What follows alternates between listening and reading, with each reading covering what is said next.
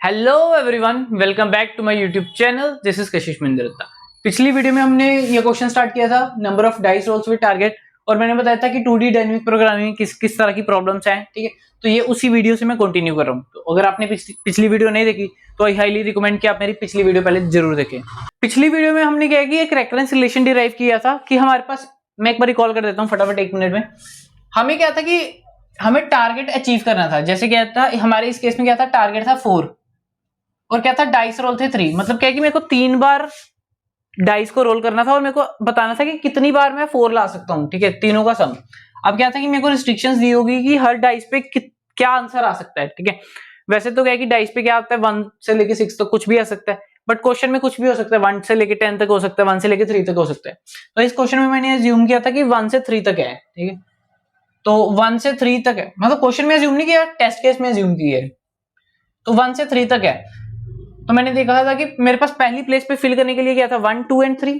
ठीक है, तो 1 अगर मैंने फिल कर दिया तो फिर मैं नेक्स्ट प्लेस को फिल करूंगा, ऐसे ही नेक्स्ट प्लेस को।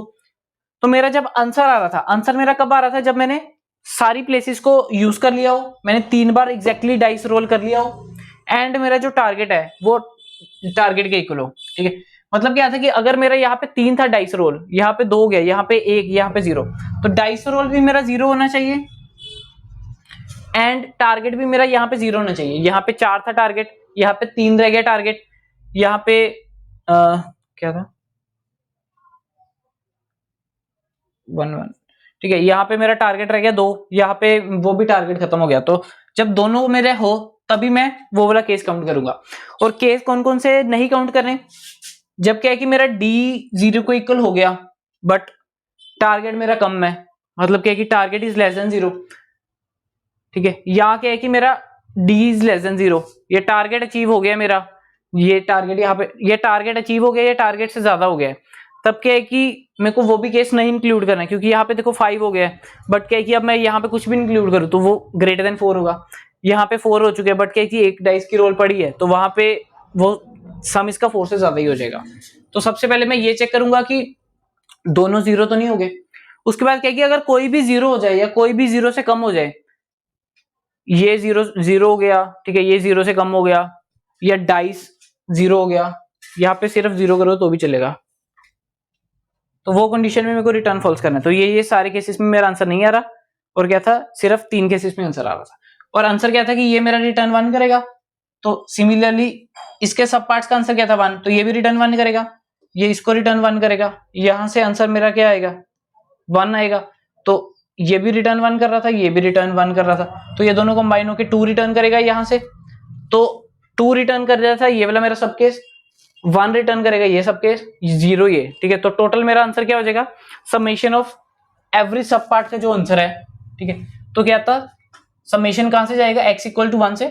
x इक्वल टू 1 मतलब क्या है कि वो वाला जहां पे मैंने फर्स्ट प्लेस पे 1 फिल किया है, ठीक है, आगे आगे जाते जाते k तक, k क्या होगा मेरा दिया होगा क्वेश्चन में, मतलब क्या है कि जो मेरी रेंज है, रेंज जारी होगी 1 से लेके k तक, तो वो मेरे को क्वेश्चन में दिया होगा। तो ये मैंने रेफरेंस रिलेशन बना लिया था और ये बेस कंडीशंस बना ली थी। अब क्या है कि मैं इसको सॉल्व करूंगा। अब क्या है कि ये, चाहे मैं इसको टेबुलेशन से करूं चाहे मेमोराइजेशन से, ठीक है, दोनों मैं इसी वीडियो में कवर कर लूंगा। अब क्या है कि मेरी मर्जी में जिससे मर्जी करूंगा। सबसे इंपॉर्टेंट होता है कि ये दो चीजें बनाना, बेस कंडीशंस एंड रेफरेंस। अगर आपने ये बना लिया ना, उसके बाद आपकी मर्जी, जैसे मर्जी करो, मैं दोनों से कर लूंगा। ठीक है,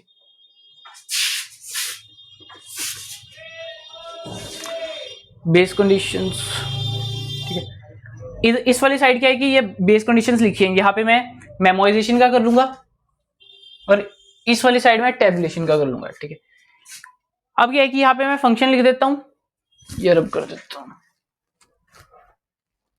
ठीक है, ये मेमोराइजेशन थी।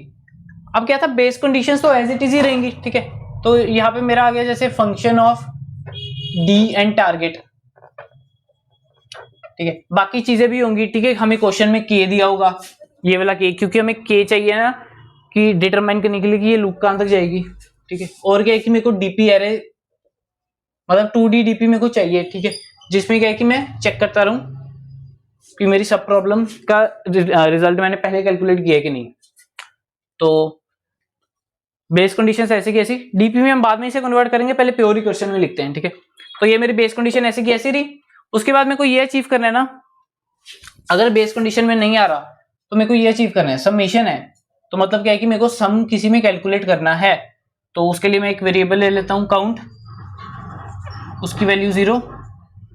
तो समेशन है, समेशन में क्या करूंगा लूप से, कि लूप लगाऊंगा x equal to 1 to k और ये सारे फंक्शन रन करूंगा। तो क्या हो गया मेरा, for int x equals to 1, x is less than equals to k x plus plus, और इसमें मैं क्या कर दूंगा count plus equals to, count की वैल्यू प्लस इक्वल्स टू करता रहूंगा, फंक्शन ऑफ, यहाँ पे d था, function of d minus 1 and target minus x। और ठीक है, जैसे जब मेरी कैलकुलेट होगी तो मेरा ये आंसर कैलकुलेट हो गया, तो मैंने क्या कर देना अब रिटर्न काउंट, ठीक है। तो ये तो मेरा था सिंपल रिकर्सिव रिलेशन, ठीक है। अब क्या है कि मेरे को इसे डायनेमिक प्रोग्रामिंग में कन्वर्ट करने के लिए मेरे को क्या है कि दो चीजें करनी होती हैं, ठीक है। जैसे ये मेरा डीपी टेबल है, तो जब मेरे को वैल्यू कैलकुलेट करनी है, एक तो है कि मैं तब इसमें से चेक कर सकता हूं कि क्या वैल्यू पहले ही कैलकुलेटेड तो नहीं है, अगर पहले ही कैलकुलेटेड है तो यही से मैं रिटर्न कर दूंगा, ठीक है।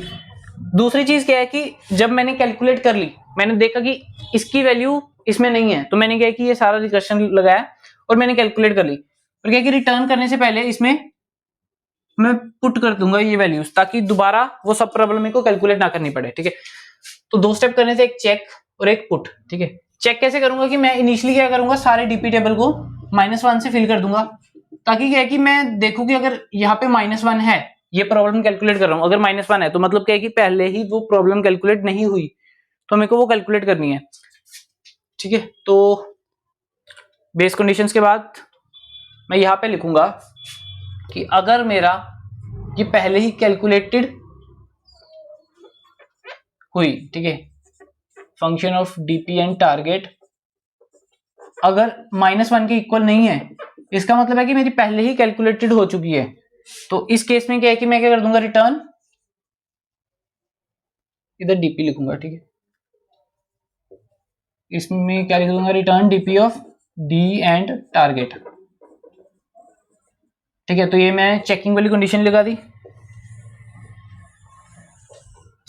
दूसरी चीज क्या है कि अगर मेरा इसमें आंसर नहीं एग्जिस्ट करता तो मैं आंसर फाइंड करूंगा,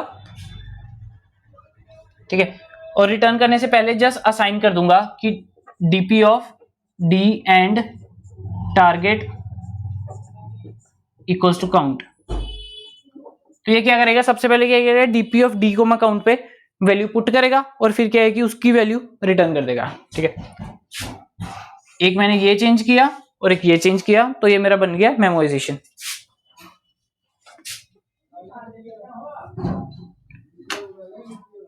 अब क्या है कि ये तो थी मेरी टॉप डाउन, हाँ टॉप डाउन। अब क्या है कि मेरे को बॉटम अप बनानी है, तो ये था टेबुलेशन। अब क्या है कि मेमोराइजेशन।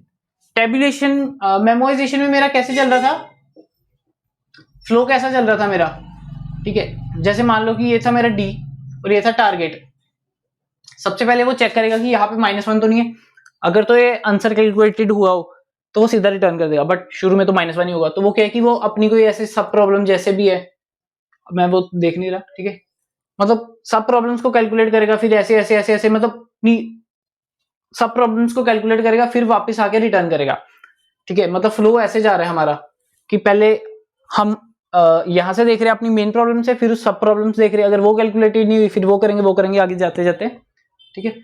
फिर क्या है कि वापस से रिटर्न आएगा। बट क्या है कि टेबुलेशन में क्या है कि हम शुरू में ही क्या है कि छोटी छोटी प्रॉब्लम्स को कैलकुलेट करते रहते हैं जब तक कि हम फाइनल यहाँ पे ना पहुंच जाए। तो अब बॉटम अप करते हैं इसका बॉटम अप सोल्यूशन। ये टॉप डाउन हो चुका था, ठीक है। तो फंक्शन हमारा वैसे का वैसे ही रहेगा, function of D coma target, ठीक है। और क्या है कि बेस कंडीशन, इसमें क्या करते हैं, बेस कंडीशन फिल कर देते हैं डीपी टेबल, ठीक है। बेस कंडीशन फिल करेंगे तभी हम उससे आगे बढ़ पाएंगे। ठीक है, तो हम क्या है कि डीपी टेबल कैसे फिल करेंगे।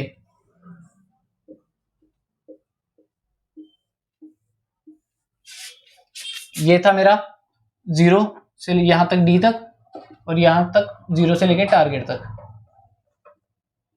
तो फिल कैसे करेंगे, अगर D equals to 0 target equals to return 1, तो मतलब क्या है कि मैं यहाँ पे 1 पुट करूंगा। ठीक है, अब क्या है कि उसके अलावा अगर कोई 0 हुआ, मतलब क्या है कि इफ टारगेट इक्वल्स टू 0, इसमें क्या है कि लेस देन 0 तो हम वैसे ही इग्नोर कर देंगे। ठीक है, वो हम कंसीडर ही नहीं करेंगे।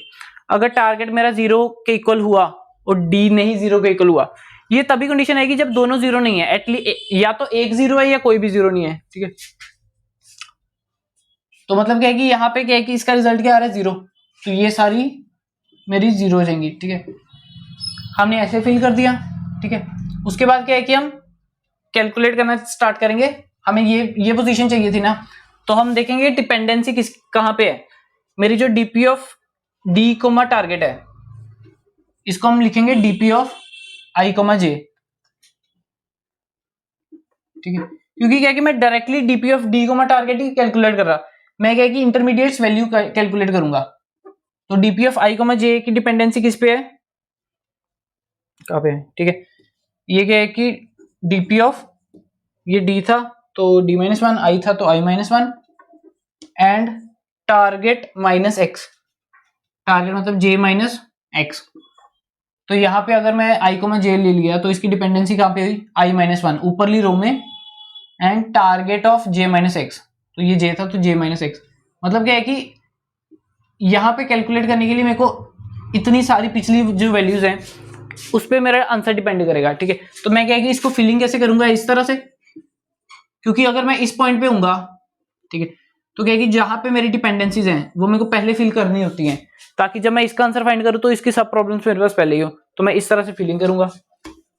ठीक है, अलग अलग क्वेश्चंस में अलग अलग तरह से फिलिंग हो सकती है, कई में ऐसे होगी, कई में कोई और वे में होगी। ठीक है, तो वो हम करते जाएंगे साथ साथ डिस्कस।